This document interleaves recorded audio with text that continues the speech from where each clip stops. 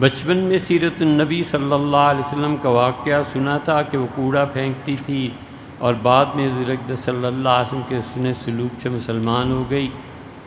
یہ واقعہ، اس کا حوالہ مل جائے تو مہربانی ہوگی۔ ہاں بھیا، مل جائے تو تمہاری بھی مہربانی ہوگی، ہمیں بھی بتا دینا۔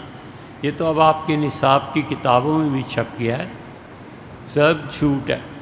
حضرت رسالت پناہ صلی اللہ علیہ وسلم مکی زندگی میں کہاں ایسے نکلتے تھے کہ اس طرح کوڑا کرکٹ پھینکا جائے، اور یہ کس نے کہا؟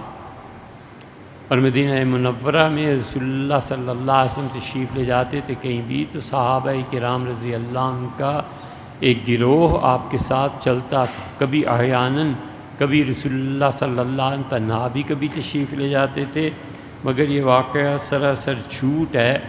اور پھیلاؤ اس جھوٹ کو تاکہ لوگوں کو زیادہ سے زیادہ حسن اخلاق کی تربیت ملے، اور بہت پھیلانا چاہیے۔ اب تو بہت نیکی کا کام کیا ہے کہ ٹیکسٹ کی بکس میں چھاپ دیا۔ حضور اقدس صلی اللہ علیہ وسلم کے اعلیٰ اخلاقیات بیان کرنے کے لیے نہ کوئی قرآن کی آیت رہ گئی تھی، نہ حدیثیں رہ گئی تھیں۔ یہ جھوٹ گھڑنا اور پھر سے نقل کرنا ضروری تھا۔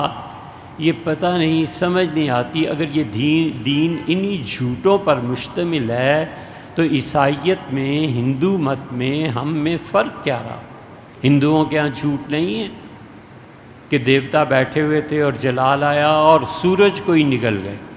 یہ جھوٹ نہیں ہے کہ خواجہ شمس تبریز ملتان میں تھے اور سیخ بھوننے کو آگ نہیں مل رہی تھی تو سورج کو اشارہ فرمایا، سورج نیچے آ گیا اور سلاخ چڑھا دی اور ٹکے بنا لیے۔ بہت جھوٹ ہیں۔ اگر یہ دین انہی جھوٹوں پہ ہی مشتمل ہے نا، اللہ بچائے ایسے دین سے، خدا محفوظ رکھے۔ اگر اسلام انہی مفروضات اور واعظوں کے جھوٹ پہ مشتمل ہے، اللہ کی پناہ مانگتے ہیں ایسے دین سے۔